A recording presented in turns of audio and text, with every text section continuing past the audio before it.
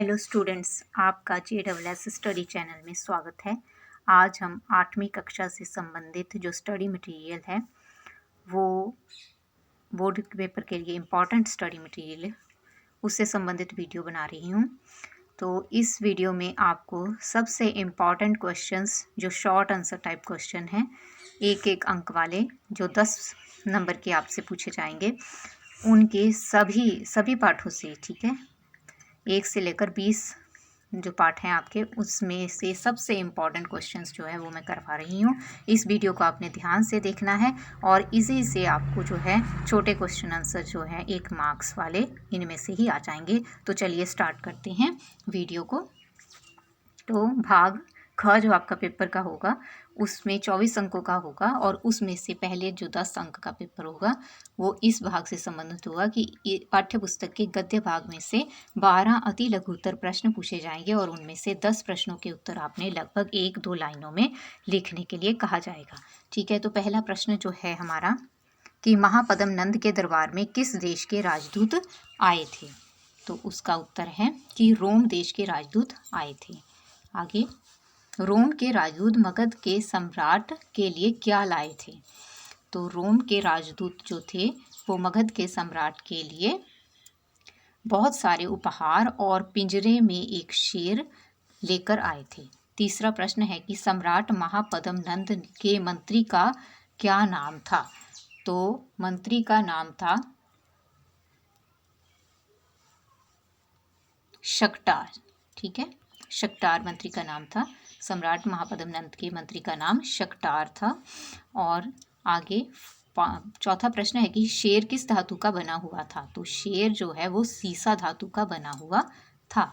आगे पांचवा प्रश्न है कि शेर को पिंजरे से निकालने वाला किशोर बड़ा होकर किस नाम से प्रसिद्ध हुआ?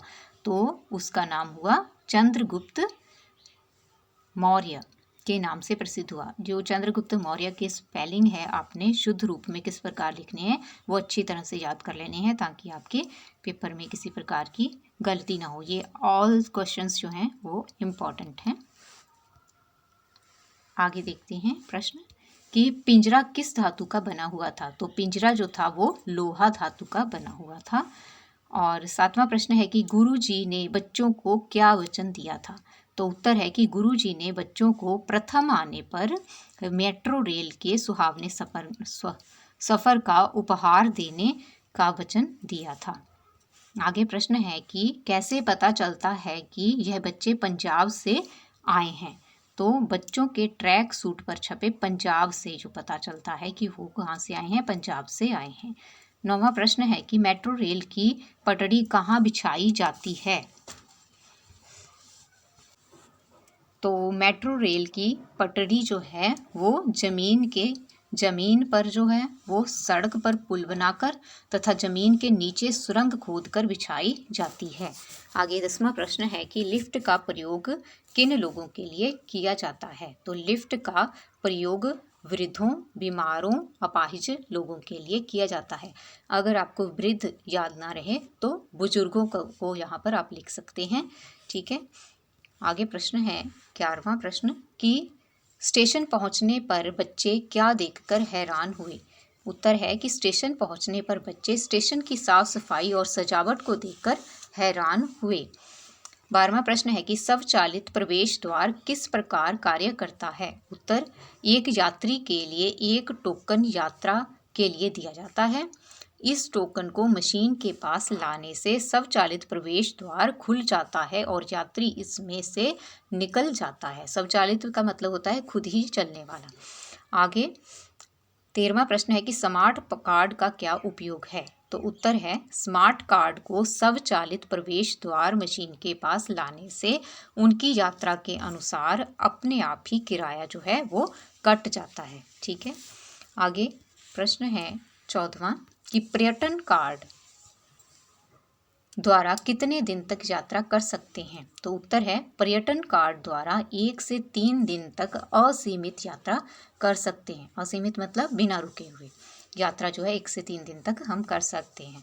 आगे 15वां प्रश्न है कि गाड़ी की प्रतीक्षा करते समय कौन से रंग की पटड़ी से आगे नहीं जाना चाहिए? तो उत्तर है गाड़ी की प्रतीक्षा करते समय पीले रंग की पटड़ी से से आगे जो है हमें नहीं जाना चाहिए, ठीक है। पीले रंग की, यहाँ पर कई बच्चे लाल लिख देते हैं, तो आपको ये याद रखना है कि पीले रंग की पटड़ी। आगे 16वां प्रश्न है कि प्लेटफार्म पर हमें क्या क्या नहीं करना चाहिए। तो प्लेटफार्म पर हमें पीली पट्टी को पार नहीं करना चाहिए और प्लेटफार्म पर गंदगी नहीं फैलानी चाहिए। 17वां प्रश्न है कि मेट्रो गाड़ी की खिड़कियां क्यों नहीं खुलती। तो इसका उत्तर है कि मेट्रो गाड़ी की खिड़कियां जो होती हैं वो पूरी तरह वातानुकूलित होती हैं की वजह से इसकी खिड़कियां जो है वो नहीं खुलती, ठीक है। वातानुकूलित होती हैं इसलिए वो नहीं खुलती। आगे 18वां प्रश्न है कि इलेक्ट्रॉनिक सूचना पट पर क्या सूचनाएं दी जाती हैं। इलेक्ट्रॉनिक उत्तर है इलेक्ट्रॉनिक सूचना पट पर लगातार आने वाले स्टेशनों की जो है वो सूचना दी जाती है कि आगे कौन सा स्टेशन आने वाला है, उसके बारे में सूचना जो है दी जाती है, तो वो इलेक्ट्रॉनिक सूचना पट पर दी जाती है। लेखिका ने आंगन में क्या देखा। तो लेखिका ने आंगन में जो है क्या देखा था। लेखिका ने बैंगन के पौधे के बीच एक घोंसला देखा। उस घोंसले में लाल रंग के छोटे छोटे 4 अंडे देखे थे, ठीक है ना। घोंसला देखा था, उसमें अंडे थे। आगे है कि चिड़िया का रंग रूप कैसा था। तो चिड़िया का रंग रूप जो था, चिड़िया छोटी सी चंचल जैतूनी हरी, जिसके नीचे के अंग सफ़ेद जंग जैसे रंग की शिखा, दुम में 2 सुई की तरह नुकीले पर जो तन कर खड़े रहते थे। तो पर थे उसके, ठीक है, नुकीले पर थे जो कि तन कर खड़े रहते थे, ठीक है। आगे दिया गया है 21वां प्रश्न कि चिड़िया के कितने बच्चे थे। तो उत्तर है कि चिड़िया के 4 बच्चे थे। और 22वां प्रश्न है कि बच्चे भोजन की मांग किस प्रकार करते थे। तो उत्तर है कि बच्चे अपनी खुली चोंच बार बार ऊपर की ओर उठाकर भोजन की मांग करते थे और चींची भी करते थे, ठीक है ना। तो बच्चे अपनी खुली चोंच बार बार ऊपर की ओर उठाकर चींची करके भोजन की मांग करते थे। ये हो गया। आगे हमारा 23वां प्रश्न है कि घोंसला नीचे मिट्टी में कैसे गिर गया। तो उत्तर है जिन 2 पत्तों के बीच घोंसला बना था उनमें से एक पत्ते के टूट जाने के कारण घोंसला जो है नीचे मिट्टी में गिर गया। 24वां प्रश्न, लेखिका ने घोंसले को ऊपर की टहनी पर बांधने का निश्चय क्यों किया। उत्तर, लेखिका को डर था कि कहीं बिल्ली हमला न कर दे, इसलिए उसने जो है घोंसले को ऊपर बांध दिया। आगे 25वां प्रश्न है कि बच्चे अपनी माँ से संपर्क कैसे स्थापित करते थे। तो उत्तर है कि बच्चे घोंसले से मुंह बाहर निकालकर चींची कर माँ से संपर्क स्थापित करते थे, ठीक है। आगे प्रश्न है कि 3 बच्चे मुक्त हो गए थे परंतु चौथा बच्चा क्यों नहीं मुक्त हो पाया। तो उसका उत्तर है कि छोटा होने के कारण चौथा बच्चा मुक्त नहीं हो पाया। आगे 27वां प्रश्न है कि लेखिका चौथे बच्चे के भी उड़ जाने पर उदास क्यों हो गई। तो इसका उत्तर है कि लेखिका को महसूस हुआ कि उसकी बेटी भी एक चिड़िया के बच्चों जैसी ही है जो एक दिन शादी कर इस घोंसले घर में से कहीं दूर उड़ चली जाएगी, इसलिए वो उदास हो गई। 28वां, नीलू का पूरा नाम क्या था। तो उत्तर है कि नीलू का पूरा नाम अनिल शर्मा था। ये क्वेश्चन काफ़ी बार जो है रिपीट होता है बोर्ड के पेपरों में। आगे देखें कि बचपन से ही उसकी रुचि फ्लाइंग में क्यों हो गई। किसकी? अनिल शर्मा की, ठीक है। तो उत्तर है क्योंकि अनिल शर्मा के पिता हरि प्रकाश शर्मा वायुसेना में सार्जेंट थे, इसलिए उसकी भी रुचि जो है वो किसमें? फ्लाइंग में हो गई। 30वां प्रश्न है कि उड़ते हुए वायुयान को देख कर वह मन ही मन क्यों सोचता। तो क्या सोचता था। तो उत्तर है कि अनिल शर्मा सोचता था कि एक न एक दिन वह भी विमान उड़ाकर अपने देश का झंडा आसमान में फहरा देगा।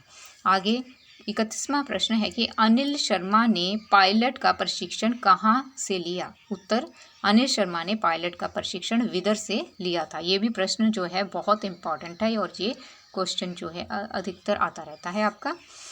और आगे कि अनिल शर्मा किन किन क्षेत्रों में देश की सेवा की थी। अनिल शर्मा ने किन किन क्षेत्रों में जो है देश की सेवा की थी। तो उत्तर है कि अनिल शर्मा ने नक्सली इलाके, गुजरात के दलदली क्षेत्र, बाढ़ वाले क्षेत्र, गणतंत्र दिवस की परेड और पायलट प्रशिक्षण में सेवा की थी। तो इन क्षेत्रों में उन्होंने अपनी सेवाएं दी थी। आगे अनिल शर्मा जो की किस प्रकार के कार्यों में रुचि थी? तो उत्तर है कि अनिल शर्मा की ऐसे कार्यों में रुचि थी जो चुनौतीपूर्ण हों। ठीक है। 34वां प्रश्न, 12 नवंबर 2000 को भारतीय तट रक्षक बल ने पश्चिमी सीमा पर क्या देखा? उत्तर, मछुआरों की किश्तियां देखी जो कि भारतीय सीमा में दाखिल होने वाली थी मतलब।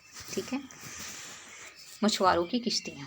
आगे 35वां प्रश्न है कि पाकिस्तानी मछुआरों ने किसे अपना निशाना बनाया? तो उत्तर है पाकिस्तानी मछुआरों ने अनिल शर्मा के हेलीकॉप्टर को मिसाइल से निशाना बनाया। ठीक है, मिसाइल से।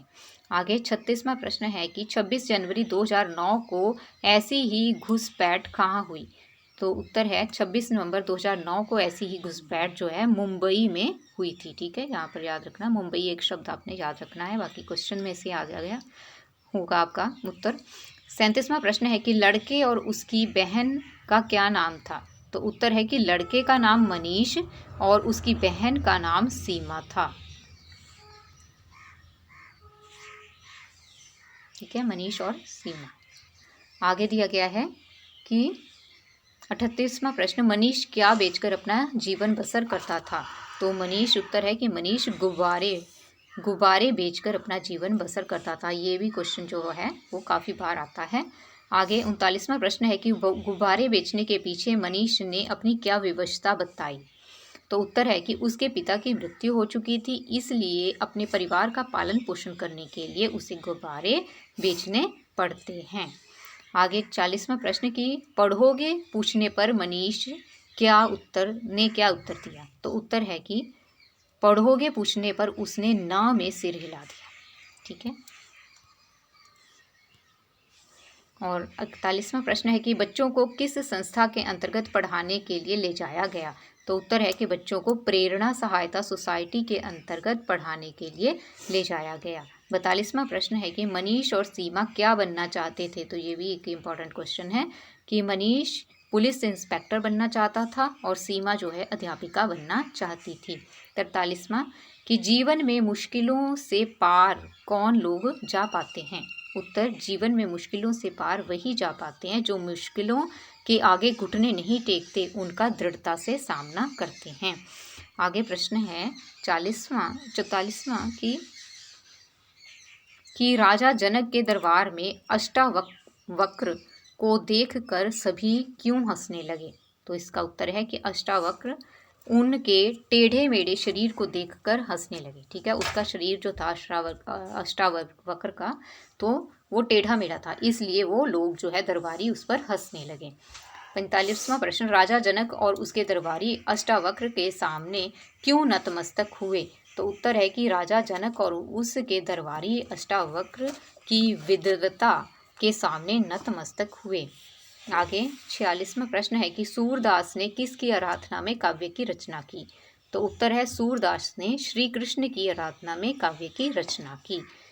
47वां प्रश्न है कि जायसी के प्रसिद्ध महाकाव्य का नाम लिखें। तो उत्तर है कि जायसी के प्रसिद्ध महाकाव्य का नाम पद्मावत है। तो ये भी एक इम्पॉर्टेंट क्वेश्चन है।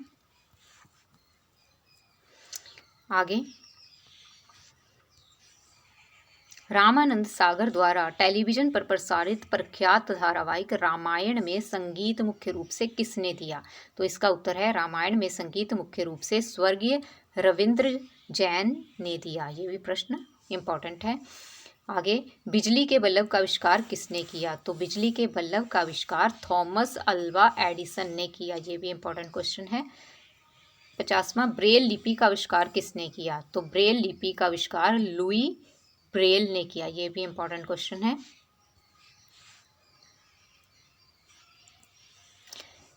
महाराजा रणजीत सिंह ने कितनी आयु में लाहौर पर अधिकार कर लिया था?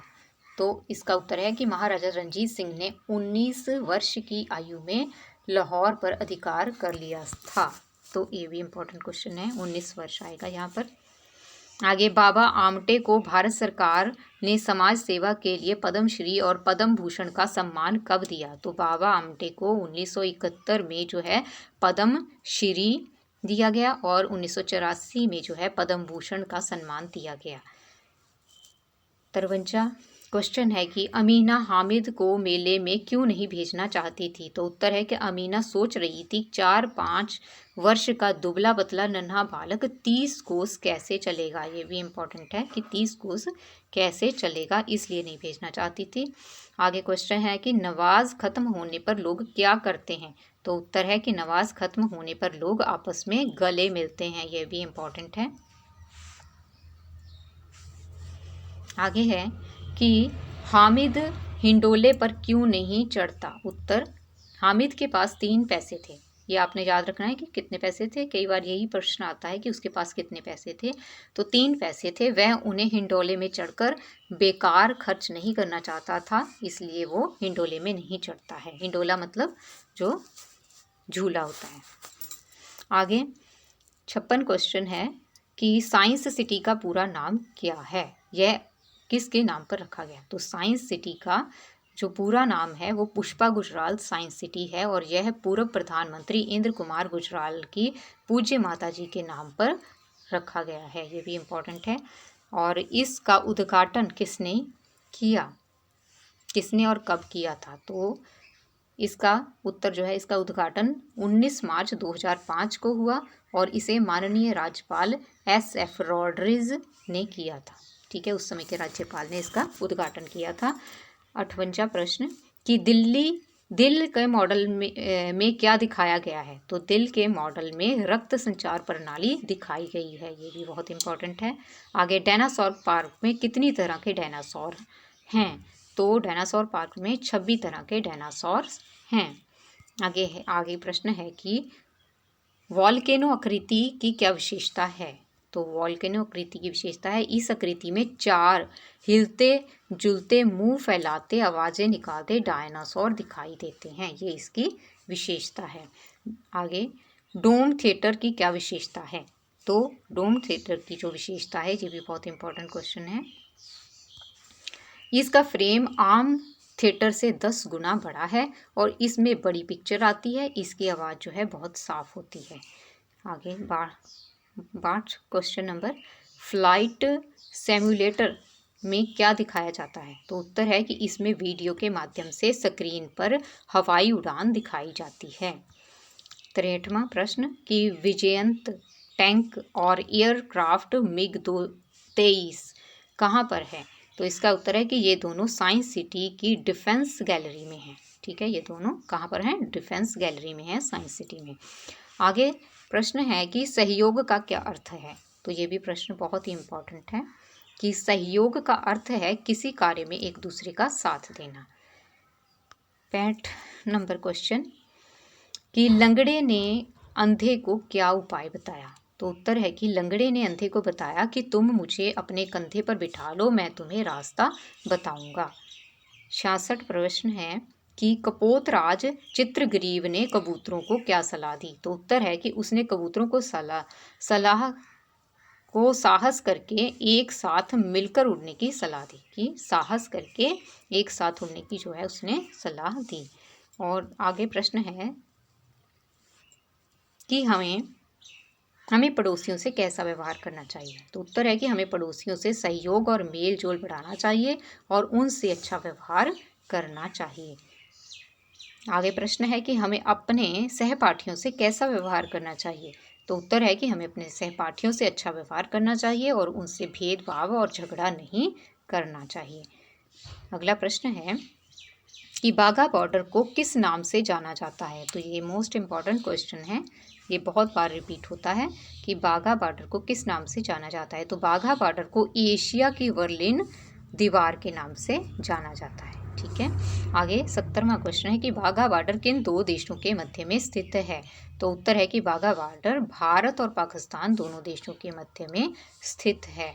आगे 71वां प्रश्न है कि बाघा बॉर्डर के दोनों ओर कौन कौन से प्रसिद्ध नगर हैं। तो इसका उत्तर है कि एक ओर लाहौर और दूसरी ओर अमृतसर नामक प्रसिद्ध नगर हैं। तो ये जो प्रश्न हैं सभी इम्पॉर्टेंट छोटे छोटे, तो ये आपको ऑप्शनल जो होता है बहुविकल्पी प्रश्नों में भी आ जाते हैं, इसलिए इनको ध्यान से आपने करना है। आगे 72वां प्रश्न है कि बाघा बॉर्डर का विशेष आकर्षण क्या है। तो बाघा बॉर्डर का विशेष आकर्षण है जहाँ पर हर रोज शाम की होने वाली रिट्रीट की रस्म, जिसे देखने के लिए दोनों देशों के बहुत सारे पर्यटक देखने आते हैं। आगे प्रश्न है कि बीएसएफ के जवान कौन कौन से नारे लगाते हैं।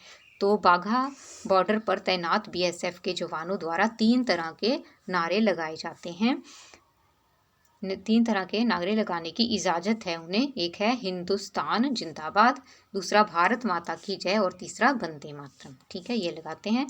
आगे 74 प्रश्न है कि हवा की घटक गैसें कौन सी हैं। तो उत्तर है कि हवा की घटक गैसें मुख्यतः oxygen, nitrogen, hydrogen, carbon dioxide और ओजोन आदि मानी जाती हैं। आगे प्रश्न है कि पृथ्वी पर जीवन का मूल आधार क्या है। तो पृथ्वी पर जीवन का मूल आधार वस्तुतः हवा के मुख्य घटक जो है ऑक्सीजन को ही माना जाता है। ठीक है, ऑक्सीजन है। आगे पानी की घटक कौन कौन सी गैसें हैं। तो पानी की घटक गैसें मुख्यतः ऑक्सीजन और हाइड्रोजन है, जो है H2O है ना। तो इसमें इस प्रकार हाइड्रोजन और ऑक्सीजन हैं। 77 प्रश्न है कि इस एकांकी में काले कलूटे राक्षस किसे कहा गया है। तो उत्तर है कि इस एकांकी में स्कूटर, बसें, ट्रैक्टर, कारखानों आदि से निकलने वाले प्रदूषित धुएं को ही राक्षस कहा गया है। 78वां प्रश्न है कि वायु प्रदूषण से कौन कौन से रोग हो रहे हैं। तो वायु प्रदूषण से जो रोग हो रहे हैं वो हैं मनुष्य की सांस से संबंधित रोग, फेफड़ों के रोग और त्वचा संबंधी रोग जो है वो वायु प्रदूषण से हो रहे हैं। 79वां प्रश्न है कि वह कौन सी गैस है जो कार्बन डाइऑक्साइड से अधिक मानव जाति का नुकसान कर रही है। तो ये भी इम्पोर्टेंट क्वेश्चन है, तो वो है कार्बन मोनोऑक्साइड। ठीक है। 80वां प्रश्न है कि ओजोन की सुरक्षा परत किस गैस के कारण टूटती फूटती जा रही है। तो इसका उत्तर है रेफ्रिजरेटरों और एयर कंडीशनरों में से काम आने वाली एक रासायनिक गैस के कारण जो है वो ओजोन की परत जो है वो टूटती फूटती जा रही है। 81वां प्रश्न है कि धरती का तापमान किस गैस के कारण बढ़ रहा है। तो उत्तर है कार्बन डाइऑक्साइड की मात्रा बढ़ने के कारण जो है धरती का तापमान बढ़ रहा है। आगे प्रश्न दिया गया है कि कार्बन डाइऑक्साइड गैस ने अपनी सेहत सुधारने का क्या उपाय बताया। तो उत्तर है कि कार्बन डाइऑक्साइड गैस ने बताया कि लोग अधिक से अधिक पेड़ लगाएं, जिससे जो है उसकी सेहत जो है सुधर सकती है। 83वां प्रश्न है कि सपने कैसे पूरे होते हैं। तो उत्तर है कि सपने अथक परिश्रम, दृढ़ निश्चय, आत्मविश्वास और एकाग्रता से पूरे होते हैं। 84 प्रश्न है कि बचपन से ही कल्पना चावला का क्या सपना था। तो उत्तर है कि कल्पना चावला आसमान की सैर करने का सपना देखा करती थी। 85वां प्रश्न है कि कल्पना चावला का जन्म कब और कहाँ हुआ था। तो कल्पना चावला का जन्म जो था 1 जुलाई 1961 में हरियाणा राज्य के करनाल शहर में एक मध्यम वर्गीय परिवार में हुआ था। ठीक है, करनाल के शहर में मध्यम वर्गीय परिवार में 1 जुलाई 1961 में हुआ था। 86वां प्रश्न है कि कल्पना का विवाह कब और किससे हुआ। तो उत्तर है कि कल्पना का विवाह सन 1983 में जीन पियरे हैरिसन के साथ एक अमेरिकी था जो जीन पियरे हैरिसन नाम के एक अमेरिकी के साथ हुआ था। तो कल्पना की प्रारंभिक शिक्षा कहाँ पूरी हुई। तो उसका उत्तर है कि कल्पना की प्रारंभिक शिक्षा उसके घर के पास स्थित टैगोर बाल निकेतन स्कूल में हुई थी और बाद में इसकी इंजीनियरिंग की शिक्षा जो थी वो चंडीगढ़ में हुई थी। 88वां प्रश्न दिया गया है कि भगत सिंह स्कूल से कहाँ चले गए। तो भगत सिंह जो थे वो स्कूल से जलियांवाला बाग की पवित्र धरती को प्रणाम करने चले गए। ये भी आपका जो है इम्पॉर्टेंट क्वेश्चन है। आगे दिया गया है कि जलियांवाला बाग की मिट्टी हाथ में लेकर उन्होंने क्या सौगंध खाई। तो उन्होंने उत्तर है कि अंग्रेजों को भारत से भगाकर भारत माँ को आज़ाद करवाने की सौगंध खाई थी। तो ये भी इम्पॉर्टेंट क्वेश्चन है। आगे है कि भगत सिंह, सुखदेव और राजगुरु के प्रिय नारे कौन से थे। तो भारत माता की जय, इनकलाब जिंदाबाद और साम्राज्यवाद का नाश, ये नारे जो थे उनके जो प्रिय नारे थे इन तीनों के। और 92वां प्रश्न है कि विधानसभा में बम फेंकने की जिम्मेवारी किसे सौंपी गई। तो बम फेंकने की जिम्मेवारी जो थी वो भगत सिंह और बटुकेश्वर दत्त को सौंपी गई थी। तो ये हमारा इस भाग का जो 1 अंक वाले इंपॉर्टेंट क्वेश्चन है सभी लेसनों के मैंने आपको करवा दिए हैं। इससे बाहर कोई प्रश्न नहीं आएगा। आपने इन प्रश्नों को बार बार दोहरा लेना है, 1-2 बार मेरे वीडियो को सुनकर और बाद में लिख लिख कर आपने इन प्रश्नों के उत्तर दोहरा लेने हैं, ताकि आपके पेपर में किसी भी प्रकार की गलती ना हो। और इसी प्रकार का जो है मैं स्टडी मटेरियल हिंदी का 8th और 10th का आपको लेकर इसी तरह के वीडियो बनाकर लाऊंगी। तो आपने अपने पेपर की अच्छे से तैयारी करनी है और लिख कर ज़रूर देख लेना है, ताकि आपके स्पेलिंग मिस्टेक ना हो और अंक जो हैं पूरे पूरे आएँ। अगर आपको मेरा वीडियो पसंद आया हो तो मेरे इस चैनल को सब्सक्राइब करें, वीडियो को लाइक एंड शेयर करें। And thank you for watching my video.